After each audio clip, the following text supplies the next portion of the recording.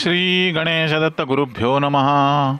अज्ञानतिमिरान्धस्य ज्ञानाञ्जनशलाकया चक्षुरुन्मिलितं येन तस्मै श्री गुरुवे नमः।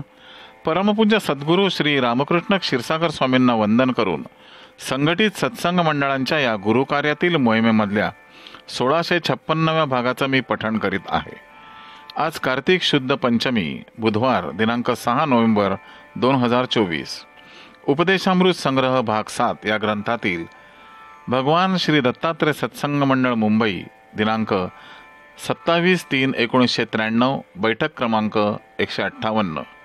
परमपूज्य सद्गुरू श्री रामकृष्ण क्षीरसागर स्वामी श्री क्षेत्र गाणगापूर आनंद यात्रा 1992 यावेळी भक्तांशी सद्गुरूंनी केलेले हितगुज भाग 13। या भागाच्या पुढील भागात परमपूज्य सद्गुरू आपल्या प्रासादिक वाणीतून पुढे म्हणतात, सुरुवातीच्या काळात असे अडचणीतून पुढे जावे लागले। तुम्हाला सर्व काही इथे मिळू लागले आहे। त्या काळात प्रवासही फार अवघड असे। आता सर्व काही स्वतंत्र व व्यवस्थित आहे। येण्या जाण्यासाठी स्वतंत्र गाडी आहे। भक्तांची भक्ती आहे तिथेच आहे। मनाची प्रवृत्ती फक्त बदलत जात असते। जेवढा भाव भगवंताच्या बद्दल पाहिजे तेवढा तो राहत नाही। कर्म नुसते होते पण भक्ती काही होत नाही। मंदिरे हल्ली खूप दिसतात पण तिथे प्रसन्नता कुठेही मिळत नाही। बिर्लांनीही खूप मंदिरे बांधली आहेत, तेथेही कुठे वास दिसत नाही। हल्ली कर्मालाच भक्ती म्हणू लागले आहेत, हे योग्य नाही। तसेच हल्ली देवाविषयीही प्रेम राहिलेले नाही। काही ठिकाणी आतमध्ये वास आहे असे जाणवते। काही वातावरण बदलल्यानेही तसे भासत असते। आता संगमावरही इथे तसेच झाले आहे। पूजेत नुसता औपचारिकपणा आला आहे। ते सर्व त्याचे आहे, ते त्याने पाहायचे। श्री गुरूंचे जन्मस्थान करंजा येथे आहे, तिथेही तसेच। जिथे भगवंताची खूण असेल तिथे तीर्थक्षेत्र जाणवते। आपल्या नगरच्या आश्रमातही पादुका असल्याने तीर्थक्षेत्र जाणवते। तीर्थक्षेत्र तशी तयार करता येत नसतात। नगरजवळ देवगड म्हणून एक ठिकाण आहे, तिथे एका संतांनी समाधी घेतली आहे। आता तिथे काहीही राहिले नाही। तसेच नेवाशालाही काही जाणवत नाही। तिथे देवळात पूजा अर्चा कीर्तने चालू आहेत, पण आता तिथे साक्ष वाटत नाही। पहिल्यासारखे आचरण व भाव आता तिथे राहिलेले नाहीत। दिव्याच्या तेलातील तेलच संपल्याने दिवा जातो व फक्त वातच मागे शिल्लक राहते, तसे वातावरण झाले आहे। दिवा व त्याचे तेज विरून गेल्यावर जी परिस्थिती होईल तसेच सर्व घडून आले आहे। अशा वेळेला इथे वंशपरंपरा राहिली तर कार्यही पुढे चालू राहते। पैसा मिळाला की इतरत्र वापरला जातो, परंतु मंदिराच्या डागडुजीसाठी किंवा साधा रंग लावण्यासाठी तो कोणी वापरत नाही। भगवंताच्या जिथे खुणा शिल्लक असतात तिथेच क्षेत्राचे वातावरण जिवंत वाटते। हल्ली रस्त्या रस्त्यात लहान लहान देवळं बांधत असतात।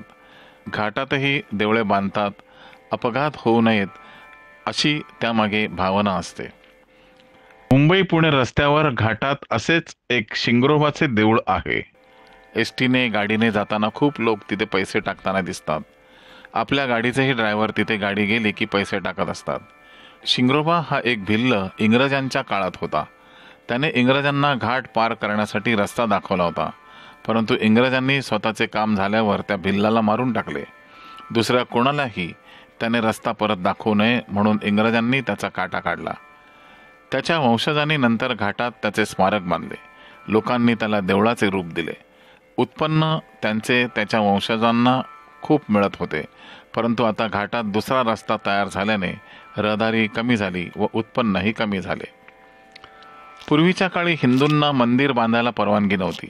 पूजा अर्चा प्रत्येकाने घरात करायची अशी प्रथा होती। तसेच तीर्थक्षेत्री लोक जात असत। आता मनुष्याचे व्याप वाढल्याने त्यांनी घरी पूजा बंद केली व मंदिर बांधण्यास सुरुवात केली। ही मंदिरे बांधताना तसेच मूर्तीची स्थापना करताना खूपच आरडाओरड जाहिराती केल्या जातात, परंतु पुढे काहीही कर्म होत नाहीत। पूजा अर्चा व्यवस्थित सांभाळल्या जात नाहीत। योग्य पुजारीही त्यासाठी मिळत नाहीत। केवळ उत्पन्नाचे मार्ग म्हणून पाहिले जाते। पूर्वीचे राजे धर्मादाय म्हणून मंदिरे बांधत असत व त्यांची ते काळजीही घेत असत. हल्लीच्या काळात प्रत्येक समाजाची मंदिरे वेगवेगळी असतात व त्या मंदिरात फक्त त्यांच्याच समाजाची माणसं जात असतात. काही वेळेला अशा वेगवेगळ्या मंदिरांमुळे समाजात आपसात फाटाफूटही चालू असते. खरे पाहता चैतन्य टिकवण्यासाठी योग्य आचरणाची गरज आहे. मंत्राधीनम च दैवतम असे म्हटलेलेच आहे ते खरे आहे. त्याचप्रमाणे यथा देहे तथा देवे हेही पाळणे आवश्यक आहे. आपल्या देहाला जसे सगळे वेळच्या वेळी लागत असते तसेच देवालाही स्नान, पूजा, अर्चा, नैवेद्य, आरती होणं आवश्यकच आहे. हे हल्ली कुठेही दिसत नाही. पूर्वी ग्रामदेवतेची मंदिरेही गावात असत व त्यांची व्यवस्थित सेवा केली जात असे. पण आता तेथीलही वातावरण पूर्वीसारखे राहिलेलं नाही. कालमान व माणसे बदलल्याने परिस्थिती बदलली आहे, पण हे काही योग्य नाही. समाजात आजकाल खूप गुरु झालेले दिसतात. सर्व वर्णांमध्ये गुरु आहेत असे म्हणतात. परंतु मी तुम्हाला एकच सांगतो, वर्णानाम ब्राह्मणो हो गुरुः. सर्व वर्णांचे गुरु हे ब्राह्मणच असतात. ब्राह्मणाशिवाय इतर वर्णात असलेल्या श्रेष्ठ व्यक्तींना संत म्हणायचे. आमच्यासारख्यांच्या देहामध्ये जे चैतन्य असते तसे चैतन्य तुम्हाला दुसरीकडे कुठेही सापडणार नाही. म्हणून आम्हाला पाहिल्याशिवाय, इथे दर्शनाला आल्याशिवाय तुमच्या चित्ताला शांतता लाभणार नाही. आमच्यासारखे ज्ञान व वैराग्यही तुम्हाला कुठे सापडणार नाही. आमच्यासारखे गुरु हे जन्मालाच यावे लागतात. सत्पुरुषांची उत्पत्ती ही परमेश्वरी इच्छेनेच होत असते. अशा सत्पुरुषाने देह जर सोडला तरी त्यांना मृत्यू येत नाही. शिवाय ते पुन्हा नवीन देह प्राप्त करून या भूमीवर परमेश्वराच्या इच्छेप्रमाणे येत राहतात. माझे तुम्हाला आग्रहाचे सांगणे एवढेच आहे की हे स्थान तुम्हाला आता लाभलेले आहे, हे कधी सोडू नका. हे असे इथे तुम्ही थांबलात तर ते तुमच्याच हिताचे आहे, कारण मी नेहमी तुमचे हित पाहत असतो. ईश्वराची करणी फार थोर आहे. त्याच्यासाठी जो कष्ट घेईल त्याचीच तो काळजी घेत असतो. शिक्षण व अध्ययन यात खूप फरक आहे. तसेच अध्यापक व विद्यार्थी एकाच वयाचे असता कामा नये. हल्ली कुठेही कोणालाही निजध्यास लागलेला दिसत नाही. तसेच पावित्र्यही राहिलेले दिसत नाही.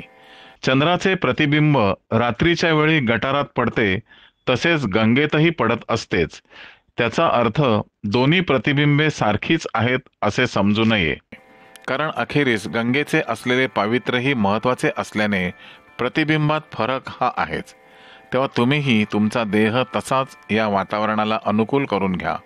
पवित्र व्हा, पावित्र्य सांभाळा. त्यासाठी चांगली कर्मे करीत राहा व दुर्बुद्धी कसलीही होणार नाही याची काळजी घ्या. कर्मात जेवढे पावित्र्य असेल तेवढी सुबुद्धी प्राप्त होईल. कार्य करताना कुठेही कुकर्म करू नका. श्री गुरुदेव दत्त. गुरुबंधू आणि भगिनींनो, आजचे हे पठण परमपूज्य सद्गुरूंच्या चरणी सादर अर्पण. पुढील भागासाठी पुन्हा भेटूया उद्या सकाळी 6 वाजता. श्री गुरुदेव दत्त.